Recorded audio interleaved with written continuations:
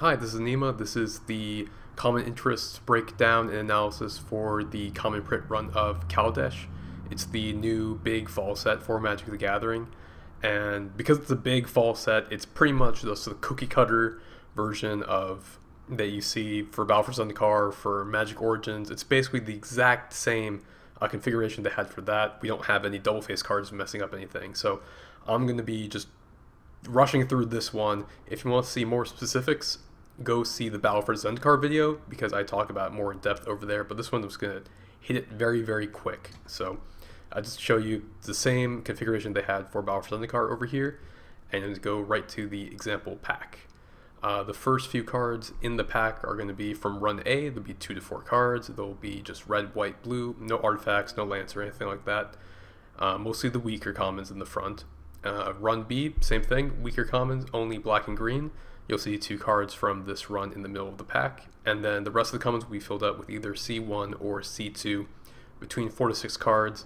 Has all the colors, both of them have all the colors, as well as artifacts sprinkled in there, and all the strong removal spells, the strong creatures show up in the back over here in run C1 and C2. Just going through some quick packs over here, just as an example. Wayward Giant, Tasseled Dormitory, Revolutionary Rebuff, and Thriving Grubs is black, white, blue, red. In the center there is a Live Fast and Ornamental Courage. That's your black and green weaker cards in the center, and it's filled out. The purple and pink over here is from run C2, 4 cards from run C2, Hunt the Weak, Torch Gauntlet, to Hunt Operative, and Glint Sleeve Artisan. So stronger creatures as well as just some artifacts sprinkled in. Not that every creature is strong in run C1, C2. I think like the curio vendors in here as well. Not exactly very inspiring common. Only thing to note is for those of you looking for the short printed common, it is Eager Construct. It shows up in run C1 as well as in run C2. You'll see fewer Eager Constructs than any other common in the set because it's short printed. Alright, going right into print run A. It's not very useful to know anything about this because pretty much everything in here is really terrible. There's like Thriving Grubs is kind of interesting. There's these combat tricks like Built to Smash and Built to Last, but nothing I would be excited to first pick. So having a card missing from run A should give you pause. It means that someone probably doesn't know what they're doing.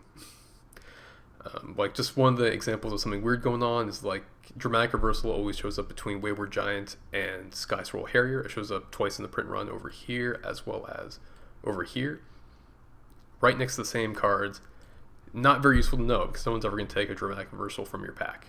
So for that reason, not very interesting to talk about at all. Just a note, it comes up in the pattern red, white, blue. So just goes like that, I guess. There's not much more to talk about for this. Run B, slightly more interesting because it has a couple decent cards like Thriving Rhino. There's going to be 2 cards in your pack from Run B. If you see one missing, that's a very clear sign that a card of that color was taken. So you have just a black card from Run B in your pack, and that means a green one is missing, and it's probably Thriving Rhino because that's the good one. It could be something else like Sage of Shalia's Claim if someone's going really deep on green, but if they're going really deep, then it's probably pack 3 at that point. Not very useful to know. So again, I'm not going to talk too much about Run B. I'm going to run right through it because Run C1 is where things get a lot more interesting. So like I said, this has all the colors as well as all the artifacts will show up in Run C1 and C2. C1 seems to have the weaker green cards. The green cards are like Larger Than Life, for Party and Tiger, and Commencement of the Festivities. Yeah, that's right. But the other cards in here, like Impeccable Timing and Revoke Privileges, are nice. Malfunction, Gear Seeker, Serpent are in here. Die Young and Tidy Conclusion, and then there's finishing off for red like Chandra's Pyrohelix and Welding Sparks. And then there's also these all-stars like Renegade Fighter also shows up in Run C1. There's no specific pattern as far as the colors go, except that, as usual, what they do is they space out commons of the same color, so you can't get 2 blue commons together. There's a very small chance it happens over here, I guess, but generally speaking, you won't see two commons of the same color in your C1 C2. Of note for that, these artifacts that have a colored mana symbol, like for example Cogworker's Puzzle Knot, for the purposes of the print run, they do not count as white spells, even though you probably would never put it in a non-white deck. For the rules for the print run, it does not count as white, it counts as colorless. So one way you can use this is if you get a pack that has revoked privileges in it, you can pretty much know for sure that a stronger white common wasn't taken out of the pack, which is already extremely obvious for revoked privileges because it's the strongest white common anyways, but you can also apply this logic to something like Pressure Point.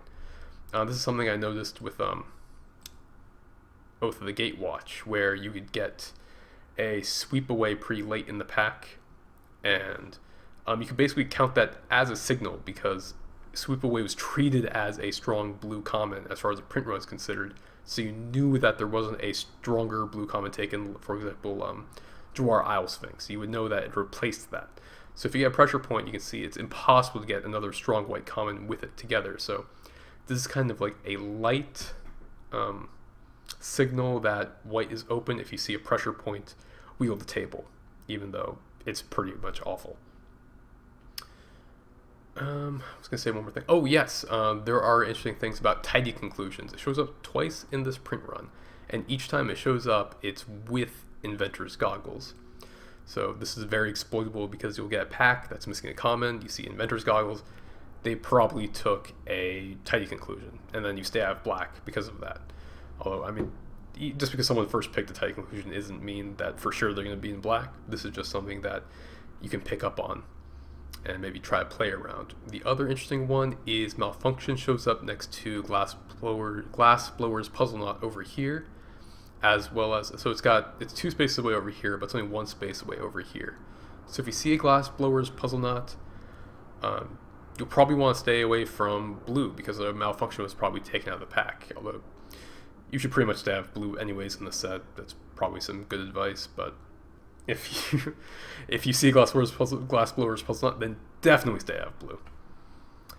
I'm just going to move on to run C2 then. This one's a little bit more messier. Each card shows up in this print run 3 times, so it's harder to make these kind of rules together. Just going through, let's see. It's got Glint Sleeve, Artisan, Propeller Pioneer.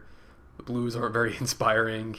There's a Hunt Operative for black, and then there's Pima Outrider and Hunt the Weak for green. So that's kind of interesting to note that the C1 commons for green aren't that great, but the C2 ones are pretty strong. So if your draft pod opens up a bunch of C2 packs, it's great for the green players.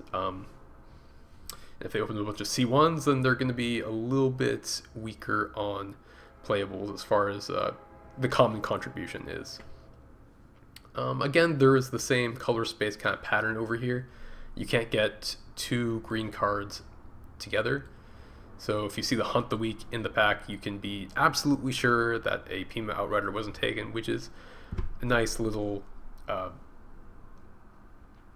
confidence boost that you can get if you're into green. So that's pretty nice. One that shows up kind of next to each other, I'm kind of apprehensive about putting a lot of stock in this, is that Prakhada Pillarbug shows up next to Pima Outrider here and here. So if you see the Pillarbug, there's a good chance that Pima Outrider was taken, but there's also a chance that a Glint Sleeve Artisan was taken. So it's not a very great rule to go by, but it's something that you might want to look out for. Not too much more to say about run C2. And then moving on, I just want to do a quick little review at the end over here. So the usual rule of at least 1 common of each color does not exist in Kaladesh because it is so artifact heavy.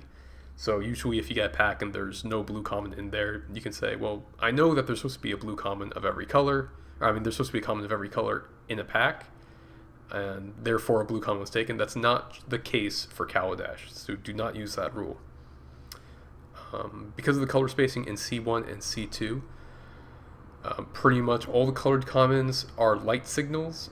The red ones in C1 are a little bit closer to each other, so I wouldn't put as much stock in that, but I'm just going to review this really quickly. Like all these: Impeccable Timing, Pressure Point, Revoke, Curio Vendor, Malfunction, Gear Seeker Servant, Die Young, Rush of Vitality, Tidy Conclusion, Renegade Tactics, Chandra's Pyrohelix, Giant Spectacle, Welding Sparks, Larger Than Life, Repartean Tiger, and Commencement of the Festivities. These should all be signals that a strong common of that color wasn't taken. So you can take that as a signal, but be aware that it doesn't mean that they didn't take an uncommon of that color, but it's still useful to know, especially if that card wheels. For like C2, only Salivating Gremlins can show up at all. So if a Salivating Gremlins wheels a pack, it's a very strong signal that red is open.